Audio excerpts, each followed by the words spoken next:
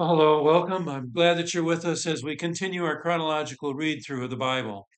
We're going to begin today's reading with a prophecy against Mount Seir, which means Edom. Perhaps it's called Mount Seir to produce or to introduce what's coming next, which would be an oracle for the mountains of Israel. Now, not an oracle against, but an oracle for the mountains of Israel. God's oracle against Edom again brings up the excesses of Edom while Israel was, well, on the ropes, if you will, under the Assyrians and then the Babylonians. God is angry with the long-standing enmity of Edom against his people Israel.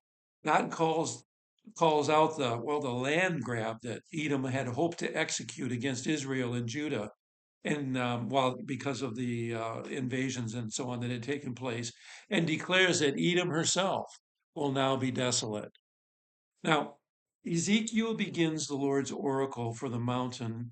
Um, After that is complete, Ezekiel begins the Lord's oracle for the mountains of Israel.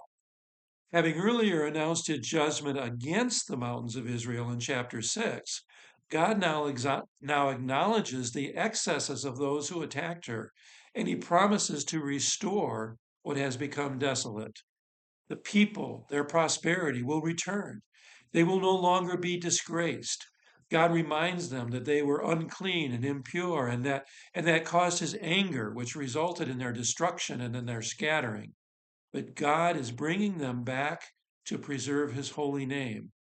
God's not acting for the sake of Israel, but for the sake of his name that Israel had profaned, so that the world will know that he is God. He will bring his people back and he will put his spirit in them so that they will walk in his statutes and his ways and obey his rules. He will cleanse them from their iniquities and bless them, and all peoples will be amazed at what God has done and know that he alone is God. The Lord then takes Ezekiel to a valley full of bones, and he asks Ezekiel if those bones can live again. And then he tells Ezekiel to prophesy to the bones, to prophesy that they be drawn together, that flesh be restored on them, the muscles restored, and then flesh. Then God tells Ezekiel to prophesy to the wind, to restore breath to them. God tells Ezekiel that these bones are the house of Israel, that God will restore the house of Israel just as he restored those bones and put his spirit into them.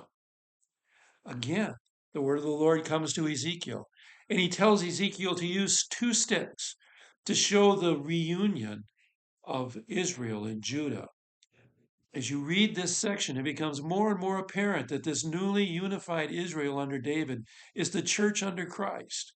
One on Pentecost, God's Israel is restored through the inclusion of the Gentiles being grafted onto the stick, if you will, of Judah through baptism and faith in Jesus Christ.